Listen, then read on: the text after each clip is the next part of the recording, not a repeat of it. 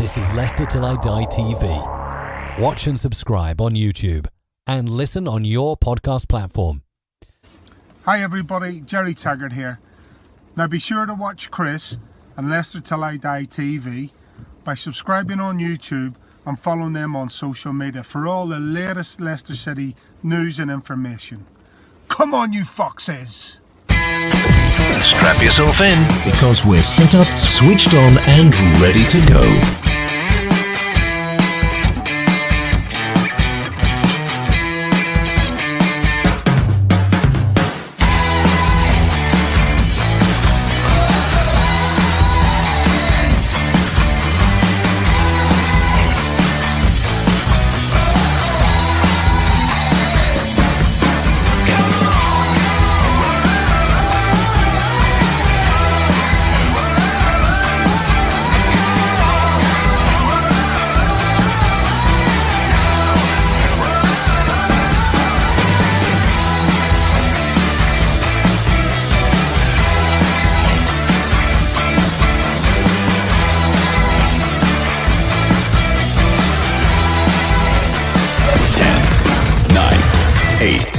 Seven, 6, 5, 4, 3, 2, 1.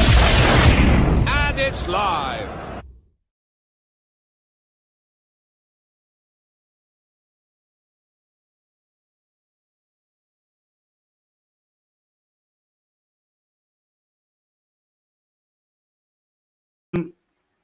Southampton, Man City and Chelsea are already in the semis. Who will join them on this FA Cup semi-final weekend? Will it be Leicester City? Always the bridesmaid, never the bride? Or will Man United be unlucky at an attempt to win their 13th FA Cup? We'll know in a couple of hours. Fingers crossed it's going to be the Foxes. This is Leicester Till I Die TV. Good afternoon.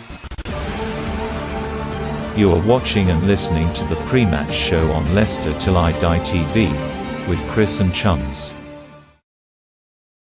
It is. We are on Leicester Till I Die TV and catch us live on YouTube, Leicester Till I Die TV. Please give that button a subscribe. We're slowly climbing that mountain up towards the 500 subs. Facebook, Leicester Till I Die, the group, of course, and Twitter at Leicester TID. And we want to know your comments, your thoughts. How are you feeling? Nervous? What's your score predictions? A win for the Foxes? We need it, don't we? Going to say good afternoon to a few people. Come on, Leicester, need you guys to trash United. Spoken like a true Arsenal fan there, Miss Molina. Thanks for joining us and thanks to see which way your loyalties lie this afternoon. And we've got to say, always joins us, Stefan the Villa fan. We're all right. How are you, Stefan? You've come to see how a real team does it when it's in the semi-finals. Not that I'm bitter about you beating us last season in the quarters, obviously. We've forgotten about that. That's gone and dusted. Anyway, let me welcome my friends in this afternoon. I keep saying this evening because it's usually evening. You know what I'm like. I don't know my top from my bottom sometimes. Welcome in, talking of tops and bottoms, and I don't know which one's which. Good afternoon, Craig. Good afternoon, Chris. Good afternoon, everyone. And good afternoon to ex-Fox, Richard Smith. How the devil are you, Richard? Hey, Chris. Good afternoon. Good afternoon, Craig. Yeah, all good, thank you. Good. Craig, first of all, absolutely congratulations, because this was the team that you picked. And Brendan was obviously had his notebook out and was listening to you, and he's gone for the same team. I think we discussed it the night. It's the strongest one he could go for, really, isn't it? Yeah, that sounds like you're trying to take a bit of my glory away there, Chris. But no, I think you're right. I think most people would have gone for that team, to be honest. I think it seemed a pretty straightforward swap. Albrighton for Ricardo as soon as he looked like he was going to be injured. Albrighton gives you, he gives you a solid player down the right side. Maybe not the most exciting, but that experience against Manchester United will probably come in very, very handy. Richard, have you seen the team? Or what do you think of the team? Yeah. I mean, like Craig said, I'm not sure they could do much more than what they're putting out there today other than Ricardo. But that looks are very consistent after last week before suspended as well. They're going to come in with a lot of confidence. Hopefully Nacho and Vaz can continue that great partnership. Yeah, I mean, my worry here, Craig, is and there's the team, which I say you predicted 100%, so I didn't really need to do this actually, but I did anyway. But we haven't got a real attacking player on the bench. That's my only worry if anything happens to any of the front three. No, there's not really, is there? I think obviously Yeshabella is a forward-thinking player. Daley Campbell can play in a more advanced role if he was needed to switch Albrighton out. If the game was running away and he needed a little bit more athleticism, I think he could switch in there. But apart from that, yeah, we're a little bit light on attacking options on the bench, to say the least.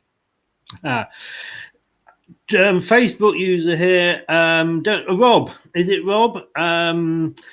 Hey Chris, you doing a Brad and having a shave till we win the FA Cup? Yeah, but I might have a shave for about 20 years if that's the case.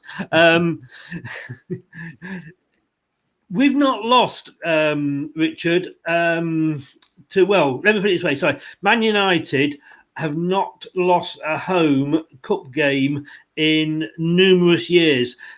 Does that really carry any significance as a player, or is it all concentration on the game that you're about to play? Oh, well, I guess there's some kind of psychological process, isn't there? But I don't think they'll be too concerned about the previous results about today. These it's just a one-off, isn't it? You just got to, like everybody, it's go out there and produce what you can do in the day. It doesn't matter, form goes out the window today. It does. And stick with you for a second, Richard.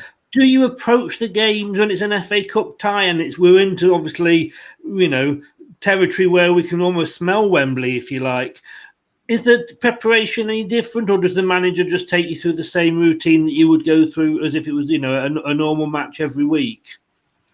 From my experience, yeah, it's the same process. If you've got a bit of a winning formula going, which they have, you're going to try and keep the same thing as close as you can as possibly, because obviously different kickoff times do fluctuate the preparation a little bit. But other than that, I think he'll approach exactly the same. The tactics, the team talks, all that. I'm sure they'll try and keep it exactly what they have been doing. Everybody knows what they're meant to be doing. Everybody knows the system.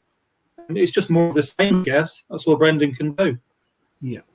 And Craig, looking at how we both got to this point, in fairness, it's not. We made it hard for us in some games, but it hasn't been the hardest of run-ins for us. Man United have definitely had the hardest run-in, but they've not been away from home yet in the Cup. We haven't been at home in the Cup. We've been away. But, looking at Man United, they beat Watford last season. They were a Premiership team. That amazing win over Liverpool. And, West Ham were sort of, playing well above the weight this season. They have had a hard journey here. They have indeed. I mean, you say hard, you'd put Liverpool in that bracket. You would expect them to beat West Ham. You would expect them to beat Watford, I think. I know West Ham have had a good season, and I'm sure Miss Molina was checking in on us because she didn't want to see what was going on with Arsenal, as West Ham are currently beating them 3-1, I think. But ouch.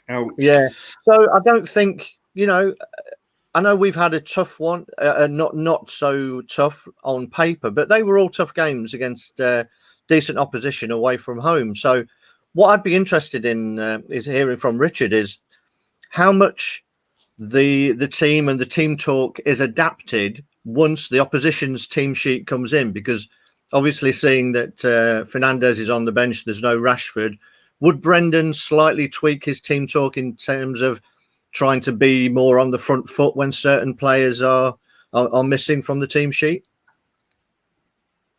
Yeah, I think you're right, Craig. I think once that news came through from the Man United lineup, I think there's going to be quite a few quick shuffles of the pack a little bit. Obviously, no Fernandes today as well. So, I guess Brendan looking at that personally, what's the 5 changes I think from the previous game. So yeah, Brendan would have done a few little shuffles. I mean, on the flip side, again, I just think he can concentrate on what we're doing.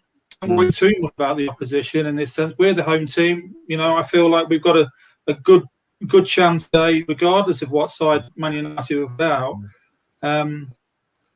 So yeah, there would have been tweaks, I guess, because of personal changes. But other than that, I think they're just bang at it today. I mean, Craig, I was on the one of the Man United fan sites the other day doing the opposition view, and then obviously I did my own opposition view as well. And the thing that came across, and I've never had so many compliments off Man United fans, if I'm going to be honest with you, but you know, they actually look at us now as serious contenders. And I think they should. You know, I think we're the only team who's been in the top 4 all season. You know, so we've been consistently playing at a decent standard. And I think, coming away and you know, seeing the fact that we put 5 past Sheffield United. I know Chelsea struggled to beat them today. Yeah. You know, we're in a good reign of form, and you know, it's pretty much the same team. So, as Richard said, you know, you've got to take that performance forward and play with confidence. And I think looking at that Manchester United team, you know, as long as we don't let Matic and Fred dictate the pace and slow the game down, I think if we can get in amongst them and Perez can sort of cause a little bit of havoc in between their 2 holding midfielders, I think we've got every chance of playing at our own tempo. Richard, I don't know if you saw the Man United AC Milan Europa League game midweek.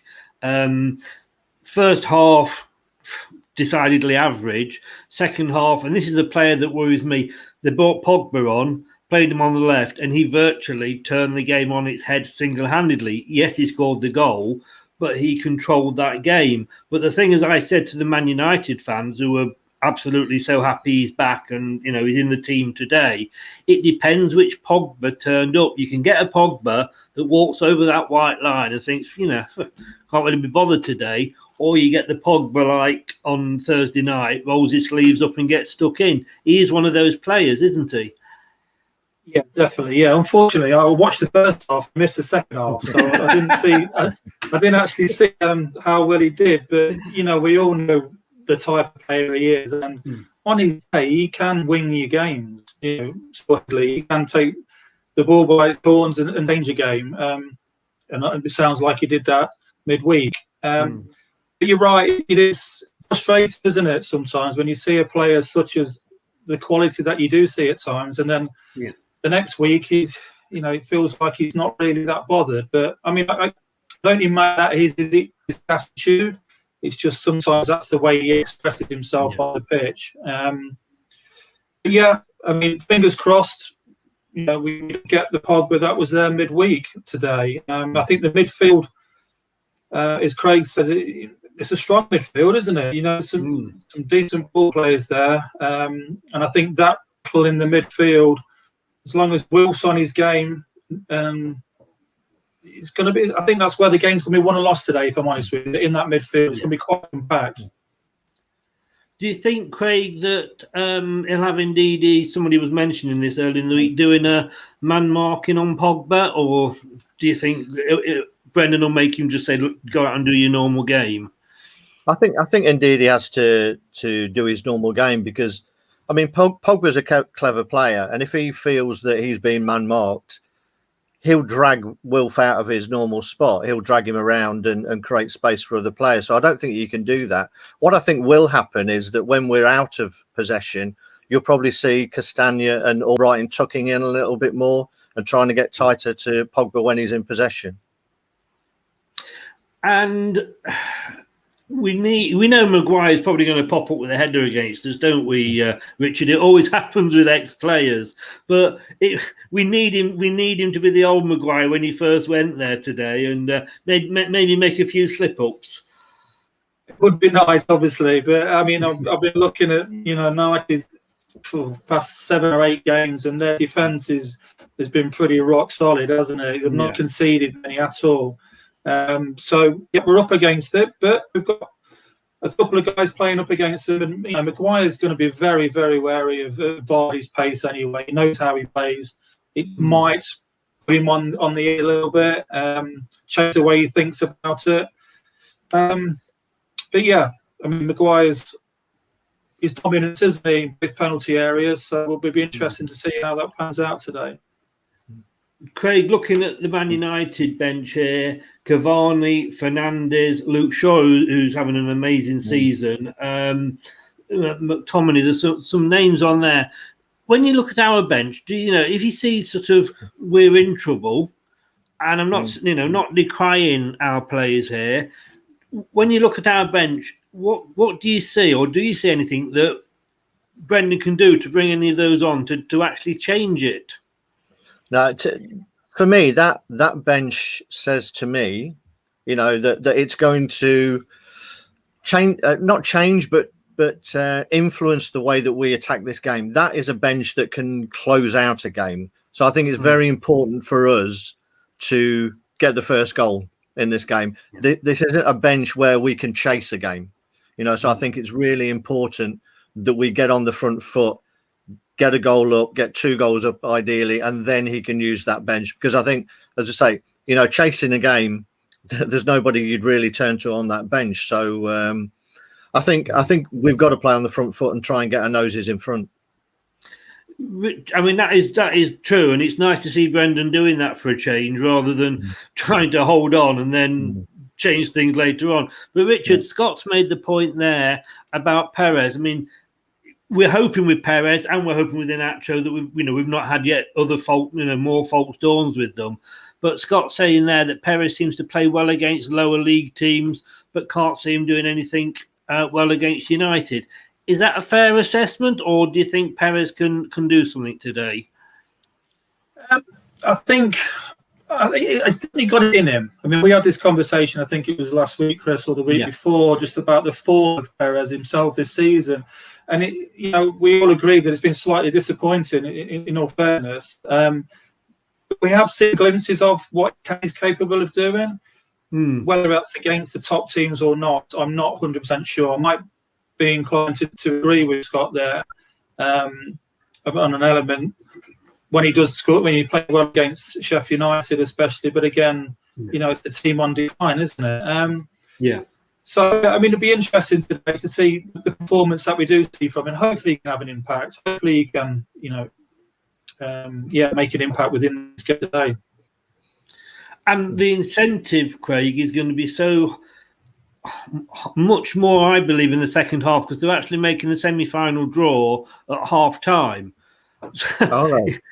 Yeah, so you could be out there at half time 1-0 up or 1-0 down, and you could know who you're going to face. And it's got to be decided today. There's no replays at all. Out of those 4, who would you like us to get? It's at Wembley, so there's no home or away. But who would you like us to get? And then I'll ask Richard the same question. I think it'd be interesting to see the difference if we drew Man City at half time or if we drew Southampton. That's for sure. I think if we draw Southampton, and I think everybody would want Southampton. I don't think there's a lot to be frightened of in Chelsea, to be honest. I saw them today. I know they made a few changes, but they don't look like a team who goes out to score goals, to be honest. They look to keep it tight. So I wouldn't be overly frightened of those. But obviously, I think everybody would hope to get Southampton. And if you do draw them at half time, I would expect it would put a spring in the step, whether you're hanging on to a lead or trying to get one. Would you agree with that, Richard? Yeah, absolutely, 100%. Yeah. We don't really would want to be facing Man City just yet, do we? Although having said that, it's going to happen because we always seem to get them in the quarters and semis, don't we? Yeah. Actually, if we're going to get him, I'd rather play him in the semi because I don't lose in the final again. No. They say, and let me ask you this, because a lot of players and fans watching, we always say it's worse to lose in Does it say it's worse to lose in the semis than the final, or is it the other way around? Which would you say was worse to lose in as an ex-player? The semis, I guess. The semis, I would say all day long. Yeah, right. It would be worse because you're not giving yourself that opportunity for the final. But again, nobody ever remembers the losers in a final, do they? So it's that's an easy question to answer. It's neither here or there, is it? You want to win it. Yeah. Going to say good afternoon to Jason, and he's still mad here, and he's eating a chicken and stuffing sandwich while watching Leicester Till I Die. I think we've had worse things that people do while they watch us, but let's hope it's Man United who get the stuffing today. Bum bum. Thank you. I'm here all week. Thank you, by the way. That's the bad news. That's the bad news. Not sure who this is. They haven't put the name on it. I think we are watching the likes of Perez and Acho getting good game time, and confidence is at high. So on that front, I can only see more improvement on the horizon. Good point. We said this Friday night, Craig. They've had a few games together playing this formation. That's going to help them. Yeah, I think we've seen, touching on what one of the viewers said about Perez only being able to do it against the lesser teams. I think it's slightly unfair in terms of Perez hasn't had a run of games in his preferred spot. And I think just off the front one or front two is a much better spot for Perez because, as we've said, he's an intelligent player. He picks up pockets of space. When Maddison's fit, he's never going to have that opportunity to do it. So now is his opportunity. He took it against Sheffield United. Let's see if he can do it against a bigger team, and therefore give Brendan a problem when Maddison is fit. I mean, Richard, we've said this before, and I was a fan of Perez, and everybody was saying, me included, he was being played as a winger. It wasn't his natural position. Stick him into that middle role and, see what he can do. But when you're only being given one game to prove it, and which in fairness, Perez was, you can't suddenly necessarily turn it on just for one game and be brilliant, can you?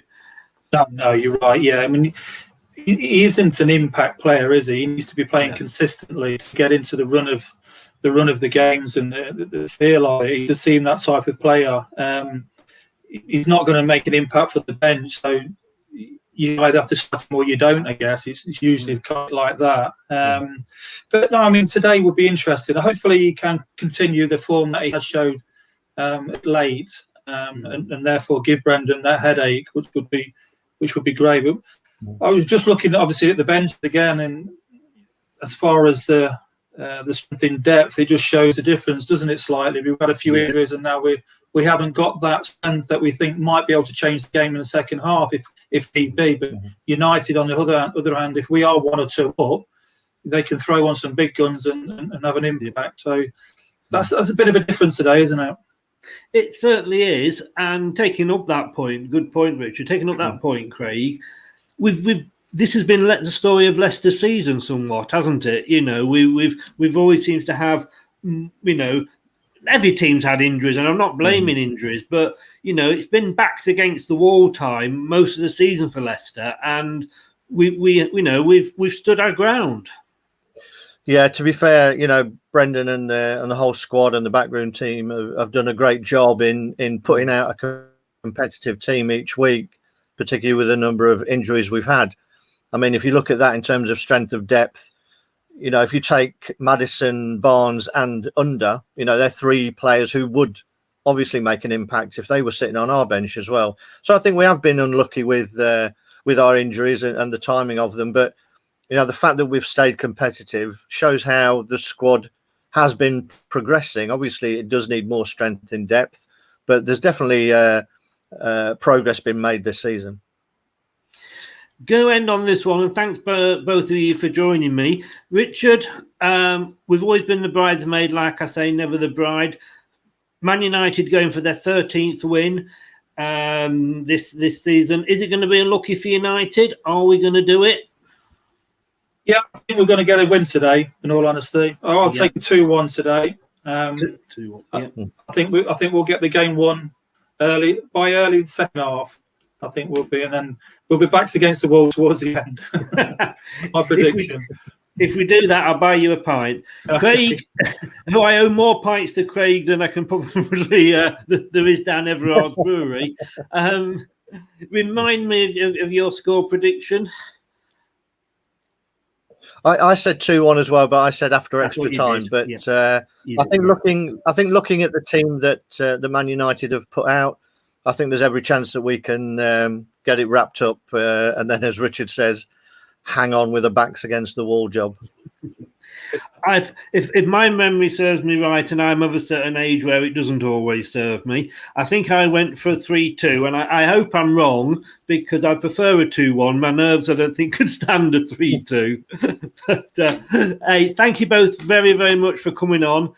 Kick off in just under 20 minutes now, so it's squeaky bum time coming up. Let's hope we can do it, and let's hope this year we're going to be the bride. Thanks, Richard. Thanks, Craig. Cheers, guys. Thanks, everyone. So, going to say thank you to Craig, who is always my wise old sage, and thanks to Richard, who is it's always great to have him on. He knows what he's talking about more than we do. He's been there, seen it, got the T-shirt, as they say.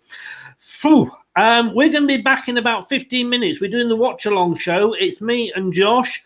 Stick the telly on, turn the sound down, join in and listen to us swearing and going mad. There's no doubt we will be. We were when we just did it against Arsenal, so there's no reason why we're not going to do it today. Hey, see you in about 15 minutes. Keep it tuned, as they say. Did that sound good? I thought so. Goodbye, everybody. See you in a bit. Hello, Matt Elliott here. Be sure to watch Leicester Till I Die TV on YouTube and follow all their social media platforms for all the latest updates and news on Leicester City Football Club. Leicester Till I Die podcasts on the Apple iTunes, Spotify, Google, Anchor, and all podcast platforms. Thanks for watching Leicester Till I Die. This is Chris saying goodbye and see you next time.